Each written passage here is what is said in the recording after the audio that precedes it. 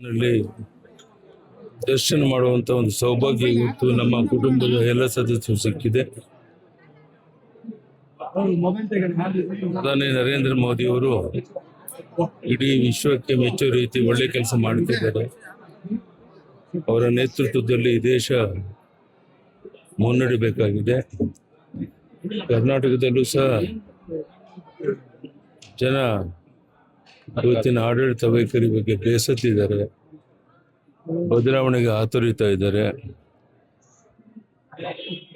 ನಮ್ಮ ಪಕ್ಷದ ಅಧ್ಯಕ್ಷರಾದಂಥ ವಿಜಯೇಂದ್ರ ಅವರು ಹಗಲು ರಾತ್ರಿ ರಾಜ್ಯದ ಉದ್ದಗಲಿಕ್ಕೆ ಪ್ರವಾಸ ಮಾಡಿ ಪಕ್ಷವನ್ನು ಕಟ್ಟಿ ಅಧಿಕಾರಕ್ಕೆ ತರುವಂತ ಪ್ರಯತ್ನ ಮಾಡ್ತಿದ್ದಾರೆ.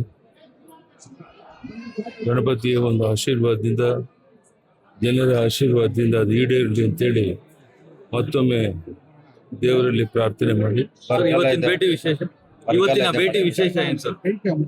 ಇನ್ನು ಅಪರೂಪದ ಒಂದು ದರ್ಶನ ಮಾಡುವಂತ ಒಂದು ಸುವರ್ಣ ಅವಕಾಶ ಸಿಕ್ಕಿದೆ. ಬರಗಾಲ ಇದೆ, ಮಳೆ ಬೆಳೆ ಬರಗಾಲ ಇರೋದ್ರಿಂದ ಮಳೆ ಗೊತ್ತಿದೆ, ಇಡೀ ರಾಜ್ಯದಲ್ಲಿ ಹಿಂದೆಂದೂ ಕಾಣದ ಭೀಕರ ಬರಗಾಲ, ಮಳೆ ಇಲ್ಲ, ಕೆರೆಕಟ್ಟೆಗಳು ನೀರಿಲ್ಲ, ಜಲಾಶಯಗಳು ನೀರಿಲ್ಲ, ಜನ ಸಂಕಷ್ಟದ ನರಳುತ್ತಾ ಇದ್ದಾರೆ. ಆ ವಿಘ್ನೇಶ್ವರನ ದಯೆಯಿಂದ ಇನ್ನಾದರೂ ಮಳೆ ಬೆಳೆಯಾಗಿ ಸಮೃದ್ಧಿಯಾಗಿ ಕೆರೆಕಟ್ಟೆಗಳು ತುಂಬಲಿ ಅಂತೇಳಿ ದೇವರಲ್ಲಿ ಪ್ರಾರ್ಥನೆ ಮಾಡ್ತೇನೆ. ಧನ್ಯವಾದ. ರಾಜ್ಯ ಸರ್ಕಾರ ಬರಗಾಲನ ಎದುರಿಸ್ತಾ ಇದೆಯಾ ಸರ್, ಅಥವಾ ಹೆಂಗೆ ವಿಫಲ ಆಗಿದೆ? ಆ ಬಗ್ಗೆ ಯಾವುದೇ ಚಿಂತನೆ ಇದುವರೆಗೂ ಮಾಡಿಲ್ಲ.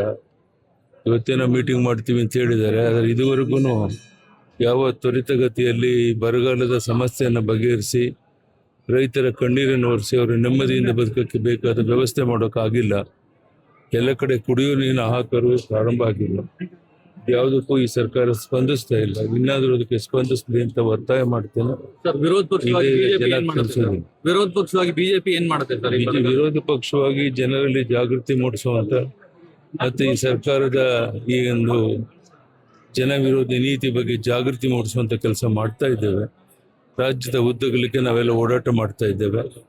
ಬರುವಂತ ದಿವಸಗಳು ಒಳ್ಳೇದಾಗಲಿ ಅಂತ ದೇವರಲ್ಲಿ ಪ್ರಾರ್ಥನೆ. ಬಿಡದಿ ಟೌನ್ಶಿಪ್ ವಿಚಾರದ ನಿಮ್ ಬಿಜೆಪಿ ಸ್ಟ್ಯಾಂಡ್ ಏನಿದೆ? ಜೆಡಿಎಸ್ ಪ್ರತ್ಯೇಕ ಹೋರಾಟ ಮಾಡ್ತಾರೆ.